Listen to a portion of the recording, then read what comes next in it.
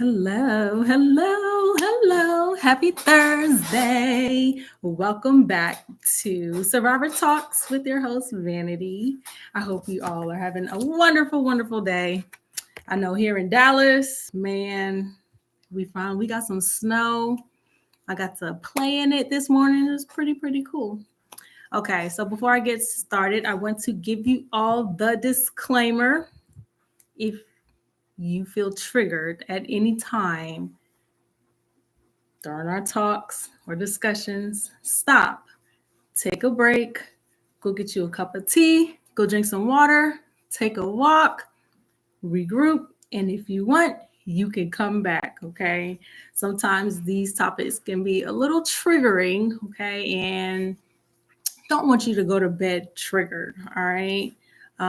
Eventually, I will be talking to you about triggers and how to overcome that. But I'm glad that you all can join me today.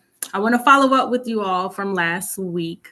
So last week, I gave my testimony. I shared my story about my trauma that I have experienced and how God uses our testimony to set us free, right? So I am truly thankful that I have been able to share my testimony because my testimony helps others. It inspires others to share theirs. I know I know you've probably heard before that phrase where they say, you don't look like what you've been through. And I get that a lot. And I don't. I do not look like what I've been through. Why? I have to give all of that glory to God because He has carried me through. I got some oil on my head, y'all. But God has really carried me through, and I'm totally thankful, right? Because I wouldn't be here and I wouldn't be this far if it wasn't for the Lord. So I want to follow up from last week. Before we closed out, I said, hey, I am encouraging you to share your testimony with somebody, to write your story down if you've never done it before, and share it, right? With somebody that you trust, right? In a safe space. I wonder, did y'all do it? I hope you did. If you didn't, there's still more time, okay? But today, I want to talk about identity, okay? Identity. I'm going to talk to you how my experience with sexual trauma and my experience just growing up with all the things that I've experienced. And if you didn't catch it, you can go back and catch it from the first episode. But just my experience with trauma, especially the sexual trauma and the domestic violence. How did that affect or interfere with my identity, right? Man, that is a very loaded question that I received. And I'm going to talk about it today. Okay, so after my trauma or just going through my trauma, my identity has always been distorted. Identity literally means knowing who you are, right? So that means I did not know who I was. I did not know that I was God's daughter, that I was a child of God. I did not know that I was X, Y, and Z. And I'm going to go through that with you, right?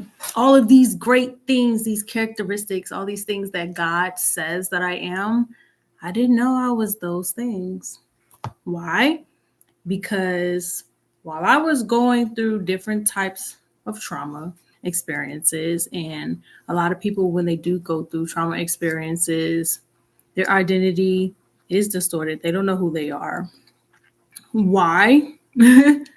Because trauma is meant, again, to silence you. It's meant to confuse you. And it's meant to literally, like I said, kill, steal, and destroy, right? So I think about the word destroy. my identity in the making was destroyed in my moments, right? I didn't know that I was loved.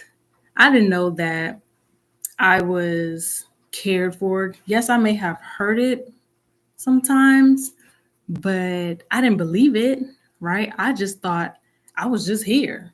I thought that I'm just this girl going through all of this hurtful stuff, this pain, and there was nothing good for me. I didn't know that I can be great and be who God says I can be, who He made me to be. I didn't know that, right? I just thought I was hated. I did not love myself. My self esteem was so low growing up. It was so low, right? I mean, like limbo low. That's how low it was. And I mean, all the way to the ground. And I hated myself. I thought I was ugly. I hated how I looked. Matter of fact, I wanted to look like other people, right? I didn't like my body, all of these different things. And it started right in my home. Like I remember at one point, and I'm just sharing you all. Like I'm being very transparent. I remember when I was a little girl, even before the sexual molestation started, I remember that I did not love myself. First of all, I didn't even know what love was, but I didn't have a confidence. I wanted to be like the other white little girls in my school that I was going to school with. I think back at that now, and I just feel like, man, what was I thinking? Because I really do now love who God has made Vanity to be. But I didn't know Vanity then. I used to get teased in school, right? So, for those of you that don't know, bullying is a form of trauma, okay? Imagine a child going to school every single day and they're being picked on. They're being asked all of these questions. Why is your hair like that? Or why does your hair not look like this? Or why is your skin complexion different, right? So, my distortion of identity started way before my sexual molestation. It started then when my classmates would say all of these different things, right? Then fast forward later, just going through we go through grade school and you just encounter different things. Now pile that on with different trauma experiences. So like for instance, my sexual molestation. There were times where, well, when I was a little girl, I dressed like a little girl. My mother, she used to put really girly clothes on me. But after I got molested, I started dressing like a little boy. Okay. I mean, I remember I was wearing my big brother's clothes. I would put my hair back in a ponytail every day. Why? Because I wanted it slicked back to look like a guy. I didn't want any attention drawn to me, right? So I was a little tomboy. I became a tomboy. I didn't want to do anything girl related. I didn't want my nails done, didn't really want my hair touched, none of that. Big shirts. I didn't want any attention, too much attention, right?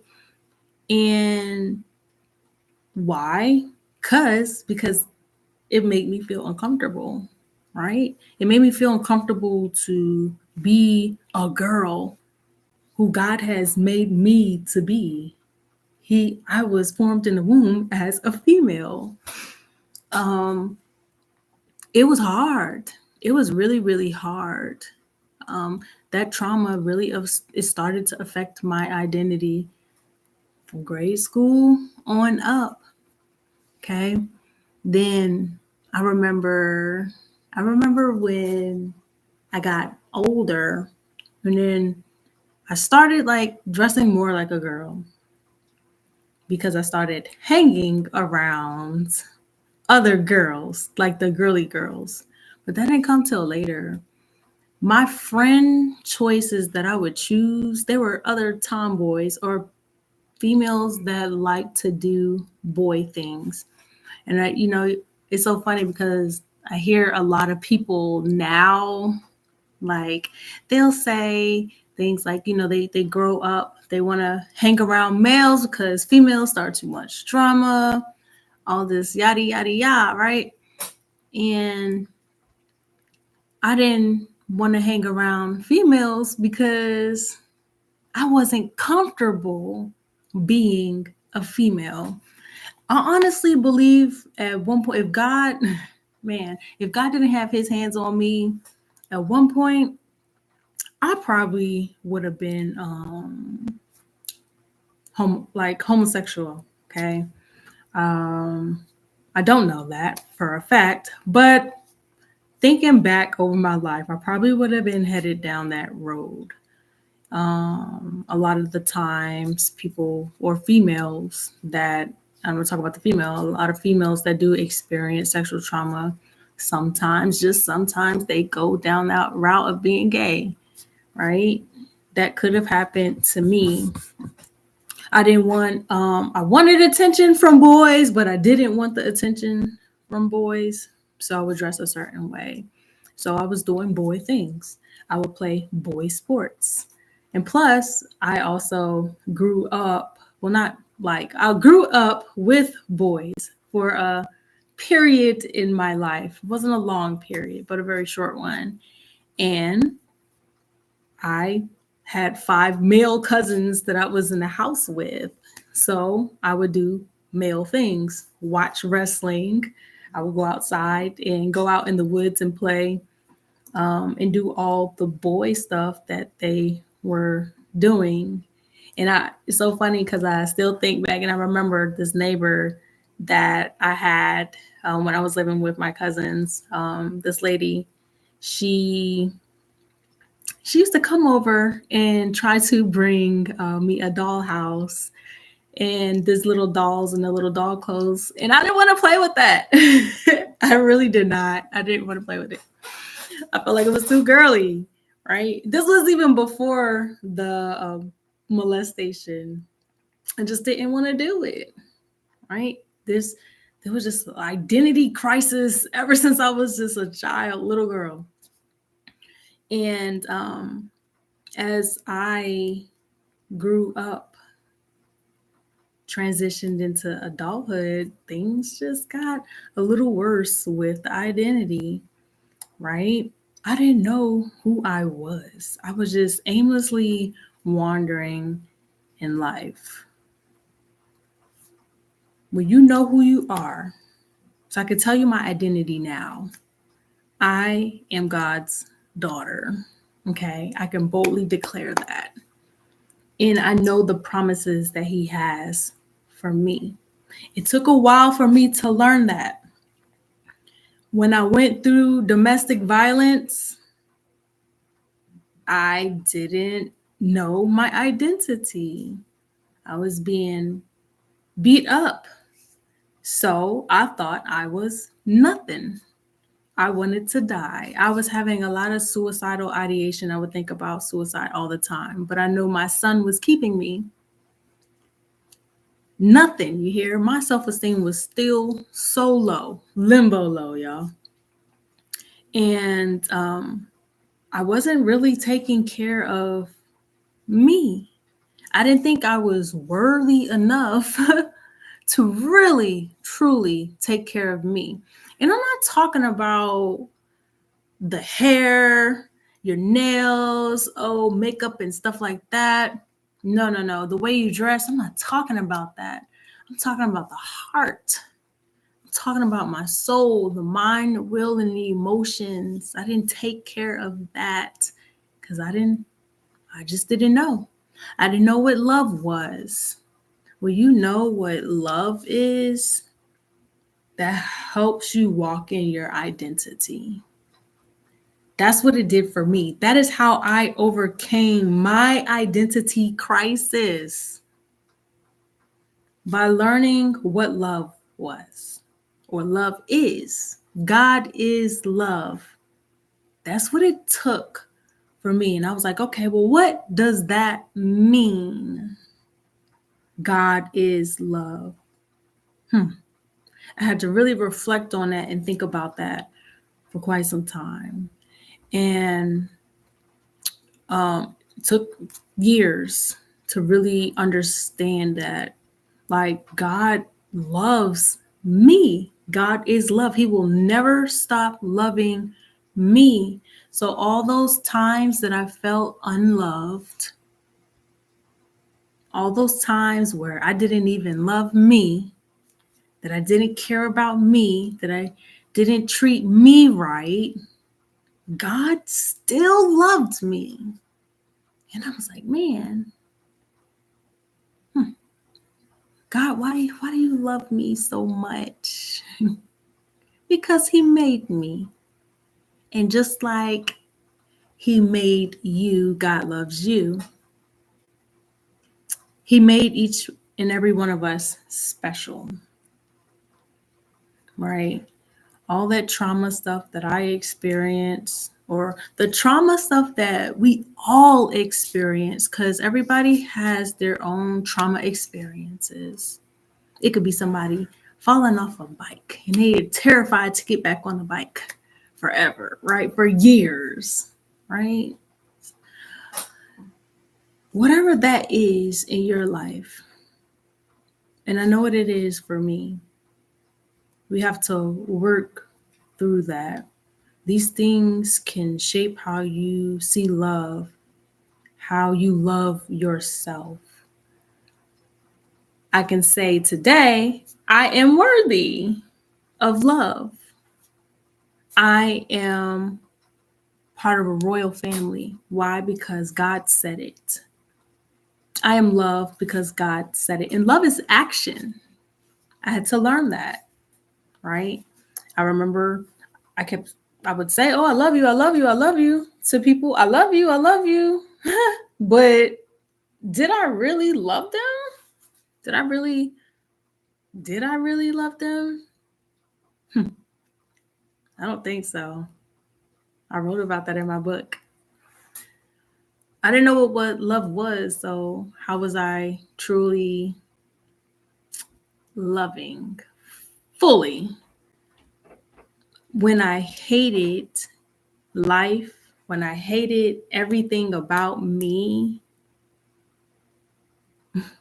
How was I going to love somebody else or the people around me? I was lost. And I remember being in all these different relationships, looking for love, and none of them were healthy. One of the things that I talk about quite often is how do you expect somebody to know who you are if you don't know who you are? That's the $1,000,000 question. I think I've asked that question all year to every client that I've had. How do you expect somebody to know who you are if you don't? And guess what? While I'm asking clients that question, I had to ask that question for myself. I was in all these different relationships and I didn't know who I was. I was lost.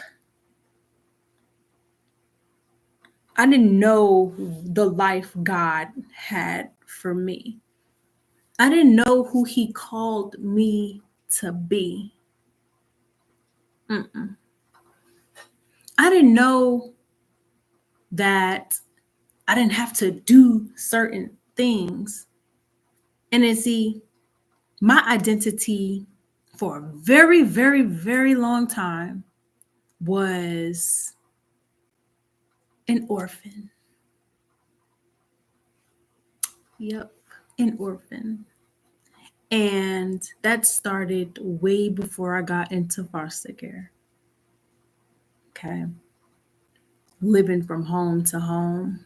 I was living home to home before I got into foster care. I didn't feel loved. I didn't anywhere. I didn't feel like I belonged anywhere. All of that plays into your identity. Who are you? Do you feel welcomed? Do you feel loved? Can you accept you? Can you accept who God says you are? And to accept who He says you are, you have to know what He says you are. And I didn't know. Why? Because as an orphan, I would constantly pull away from God. My relationships would start and end. And it's always been like that. It's not like that now. Thank God I have healthy relationships. But it was like that for a long time because my identity was distorted. I didn't know what I deserved. I was rolling like an orphan. Orphans, they not spiritually, but think about it naturally. Orphans, they go from house to house to house. They got to be able to move quick, right? Scared to get comfortable because that can end abruptly, quick, right? Don't get comfortable at your new placement because you might have to roll to the next one real fast. Don't get comfortable in the relationship. It might end. So you put these walls up. You don't let people in. And I'm not talking about the guard your heart. I'm talking about put Fort Knox walls up. That's what I was doing. You don't know where you belong, who you belong with. You feel like a outsider. All of that. It's part of being an orphan. It's part of not knowing who you are, not walking in your true identity. I had to overcome all of that. And it was not pretty. It hurt because I grew up that way years after year after year after year after year after year. Encountering all these meaningless relationships. And when I mean by meaningless, the ones that don't really pour into you, it's not pouring good into your soul. It's not feeding your spirit. Now, I always knew who God was, but I didn't really know who God was. I used to go to church. I grew up in church. Okay. I was going through the motions. It wasn't until I think my 30s, I believe. Actually, when I got out of the domestic violence. So in 2017, I got out in 2016 at the end, November, December. So 2017, God started doing a work in me. He started showing me things. He started giving me pieces, right? He showed me things slowly. Why? Because I believe if God would have dumped it all out on me at once, I probably would have ran away. Orphans run away. I've always been a runner. I used to run away, right? I was a runner. So God fed me slowly, so I wouldn't get scared. But sometimes I would get scared, and I pull back. So I was talking about last week how God had me in a hotel. I was on work travel for about a month and a half, and I was walking around in the living room. I came home from training or to the hotel from training, and I started talking to God, and the Lord said to me, I never left you, but I leave him. And it hurt me so much because at that point, I started learning what a real, true father is. And as I was learning that God is my father, right? I was learning that I am his daughter. And I didn't know what that true, real father daughter relationship looked like because I never naturally had that. So I didn't know. But God is so patient. He was so patient with me. He's so patient with all of us because he he takes his time with us. He loves us that much that he takes his time with teaching us things, teaching us who we are, teaching us what we need to know to walk in this thing called life. And I am so thankful that God did that with me.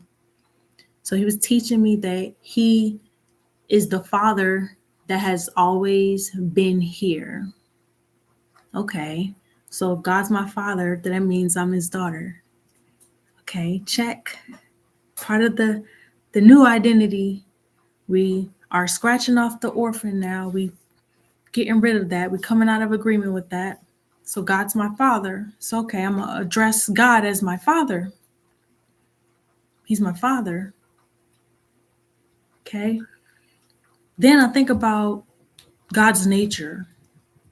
So God showed me his nature, his character, right? He's a protector. So I was like, okay, well, if he's a protector, I'm protected. I'm protected.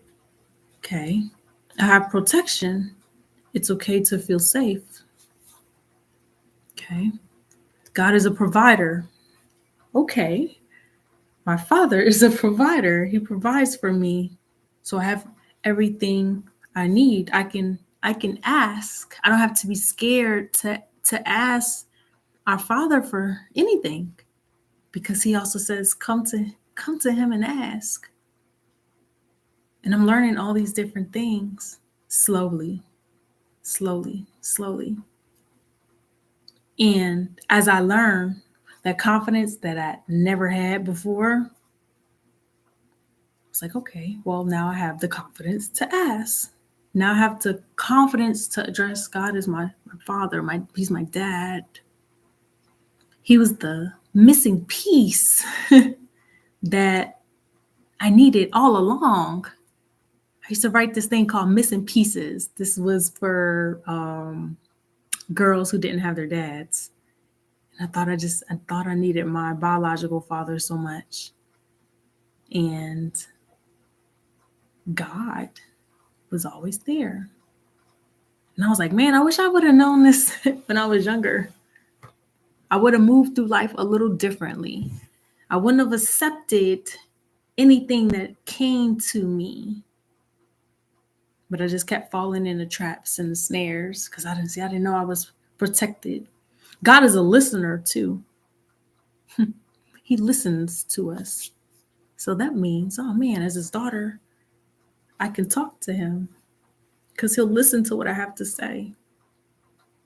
God, my father, he leads me.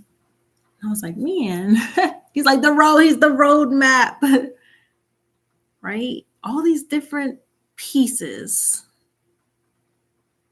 is what helped build my identity.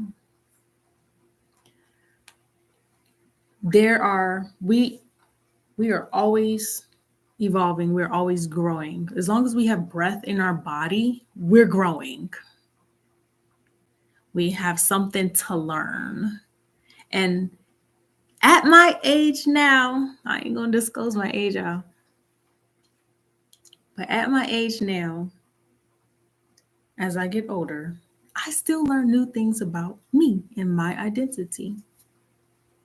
Because there's always something to learn. And as we go through life experiences, guess what? You're going to learn something about yourself. I'm resilient. All that trauma that I went through, all the trauma that the Lord brought me through, I was like, man, I'm resilient.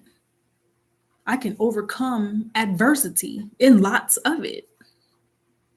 I'm strong. I'm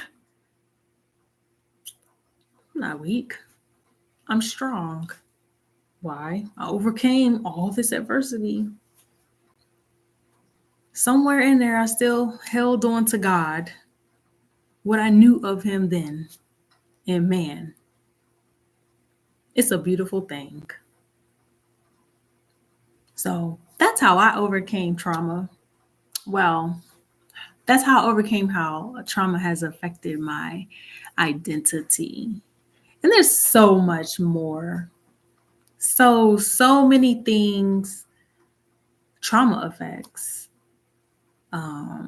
It looks different for everybody. And for a lot of us, our identity is distorted. Where we walk and we don't know who we are. But listen, all that stuff that I went through before, you think it would happen now? No. Why? Because I know who I am. I know who my father is. That ain't happening. I don't deserve those things. There were times where I'd be like, man, I deserve this. No. We got to stop talking like that. We can't say those things about our lives. God loves our lives. God had joy when he made us. It brought God joy when he was creating us. I love that. He took his time. He formed us in the womb. Man, we talk about intentional. We talking about patience. The time he took to do that. He thought of us. That sounds like somebody who loves you. You're loved, you're loved, you're loved. And it's God's love. That is how I overcame my identity crisis. So, I got the question of the day. This question is from a dear Sandy. She says, the question is, what is my role as a counselor? Well, I didn't share it last week, but I am a licensed clinical mental health counselor, okay? Or a licensed clinical professional counselor, LCPC. And my role is, my niche is to help other people overcome their trauma experiences. Most of the time, I work with clients that has experienced sexual trauma, adults that has experienced childhood trauma, and then some domestic violence cases. So those are most of the trauma cases that I do get. That is my role. My role is to pour into my clients. Okay. So I'm sharing this stuff with you. And as I go forward in the seasons and I share different tools and tips with you, I do have to put this out there. I am a therapist, but I am not your therapist. Okay. So I do have to say that. But I love my role as a counselor because I'm literally walking with different people in different phases of life. And I Absolutely love it. How I got to this role is something special, right? I didn't ask for this. God chose this for me. I had to make a decision whether I was going to accept it or not. And I accepted this call to this assignment. Okay. Being a counselor, being a clinician, people heal, helping people heal their minds, right? God uses me and I don't take it lightly, right? I have I have patience. That's part of identity, right? I had to learn patience because guess what? Healing is not always an overnight fix. Okay. Sometimes it takes years, right? We have to heal from different things, right? So there's a thing called comorbidity. Comorbidity. This means that you have multiple issues going on. Okay. So maybe some people have different mental health disorders. So what does that mean? It could be more than one, right? We're dealing with multiple issues. So sometimes you can't deal with all of the issues at one time. You have to deal with one thing at a time. Sometimes a little bit here, a little bit there. The things that's bringing the most disturbance, right, to your life. And that is part of my role, walking a client from the start line to the finish line, where I no longer have to hold their hand, where they feel like, okay, they can let go. It's like taking those training wheels off. That is my role, and I love it. I absolutely love it. It's a blessing to be a clinician. I didn't ask for it.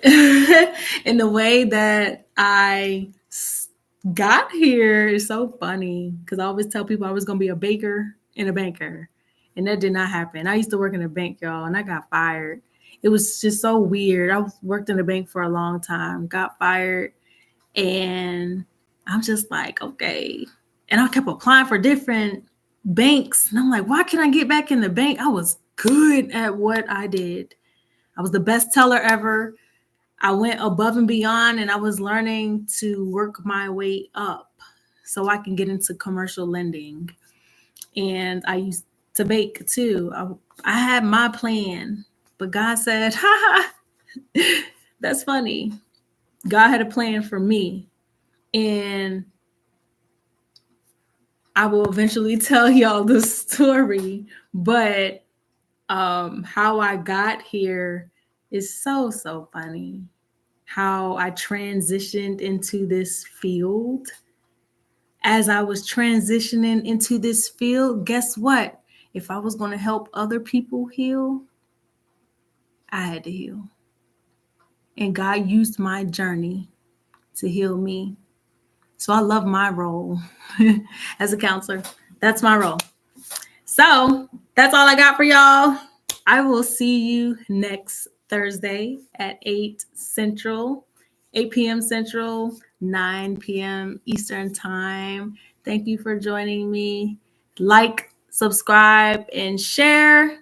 Thank you for watching Survivor Talks.